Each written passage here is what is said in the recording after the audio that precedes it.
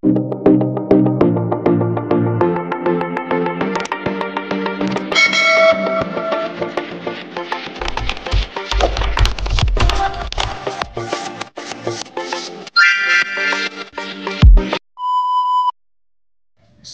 stress ka ba dahil ang iyong asawa, anak, o ang iyong boyfriend ay sobrang palabisyo? O di kay laging nagiinom or laging nagyuyusi? Gusto mo ba na matigil ito? Ito ang aking ituturo sa inyo ngayon na pamamaraan paano matigil ang pagbibisyo ng inyong partner. Hello mga guys, kumusta kayo? Panibagong araw, panibagong video na naman tayo. And sa araw na ito ay isa na naman video ang aking ituturo sa inyo na simpleng gabay o simpleng pamamaraan na makakatulong sa atin. At bago ang lahat, gusto ko lang mag-disclaimer sa mga taong hindi naniniwala at hindi gusto ang mga kagaya nitong video. Please skip this video and maghanap kayo ng videos na gustong gusto nyo dahil ang video na ito ay para lamang ito sa mga taong naniniwala and gusto mag-try. Sa lahat po ng mga nagko-comment dito sa aking video, dito sa loob ng aking channel, mag-iingat sa lahat ng mga nagre-reply sa inyo na dinadala kayo sa kanilang WhatsApp, in-imo app upang makaiwas po tayo sa scam. Ngayon po, ituturo ko sa inyo paano natin patigilin or paano matigil ang bisyo ng taong mahal po ninyo. Ang kakailanganin lamang natin dito is kailangan ka maghanda ng isang buti. Kahit na mga ganitong buti lamang kung ano ang meron kayo. Mas maganda, mas na ganito po, maliit lamang na buti. Babasagin po dapat. And pwede naman na hindi siya clear, basta babasagin na buti. And may takip po ito. And kailangan din po natin dito ng dahon ng laurel, isa. And kailangan din natin dito ng isang maliit na pirasong papel. And kailangan natin ng alak na iniinom ng inyong partner. Kung ano man yung iniinom ng inyong partner, yon po ang inyong gamitin. And kung siya naman po ay nagyuyusi, yung yung yusi na ginagamit niya, yung tira, yun po ang gamitin ninyo. So ayun po, kapag ready na yung mga naihanda mo na gagamitin mo, kailangan mo lamang na i-ready ang inyong sarili. I-claim mo sa inyong sarili na gustong gusto mo itong gawin.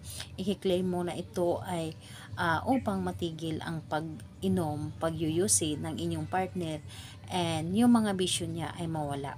So ito po ang inyong dapat gawin, and kailangan na hindi ka nagdududa dapat sa inyong dapat na gawin.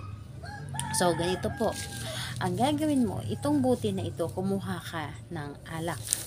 Yung alak na laging iniinom na inyong partner, halimbawa na lang ay gin or di kaya Red Horse, mga Emperador, kung ano man yung mga iniinom niyang alak, yun ang ilagay mo dito. Ilagay mo dito sa loob.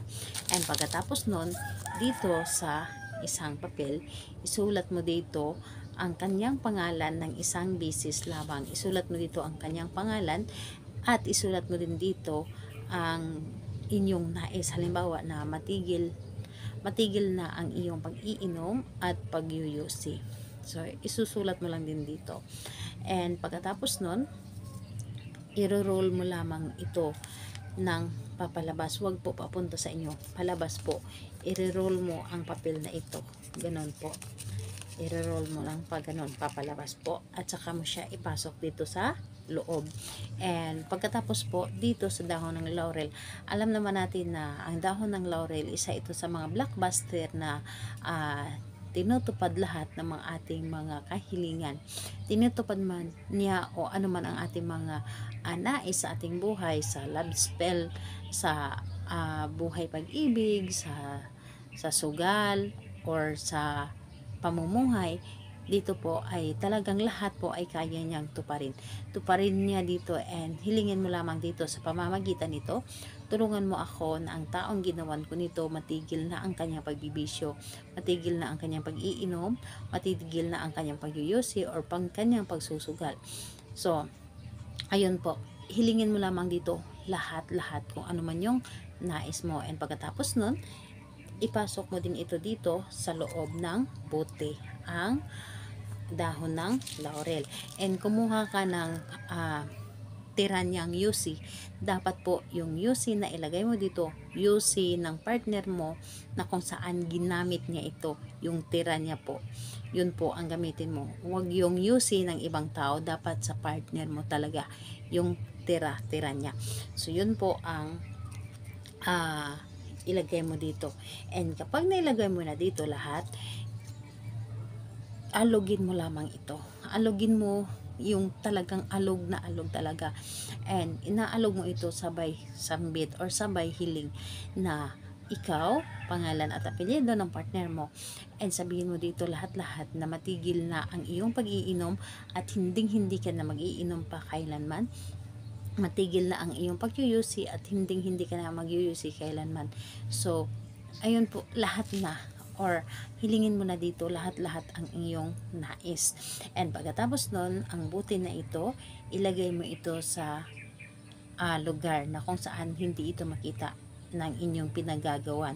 And tuwing alas 6 ng gabi, kunin mo ito at alugin at humiling kang muli. Tuwing alas 6 po. Kahit araw-araw pa pwede po. Basta alas 6 lamang ng gabi. So, alugin at humiling para matigil. And kailangan na positive ka. Huwag kang mag-isip na negative kapag ito ay inyong ginawa. Positive ka dapat. And ayun po, maniwala ka sa inyong ginawa na ang taong ginawa mo nito, matigil na. Dahil ito ang isa sa ginawa ko sa aking partner na dati ay sobrang manginginom. So ngayon po ay hindi na po siya nag-iinom. So natigil na po sa ganito po ginawa ko. So tinuro ko sa inyo ito ngayon dahil gumana ito sa aking partner. So ayun po, kaya hindi tayo magtuturo dito kung hindi ito gagana. So maniwala ka sa inyong mga ginagawa, ito ay gagana at ito ay matutupad. So, gawin ito sa araw ng Tuesday and Friday. Yun lamang ang paggawa natin ito. And kinabukasan, kahit hindi Tuesday and Friday, alugin mo ito tuwing alas 6 ng gabi. So, ayun po. Salamat po sa inyo. Bye-bye everyone. God bless us all.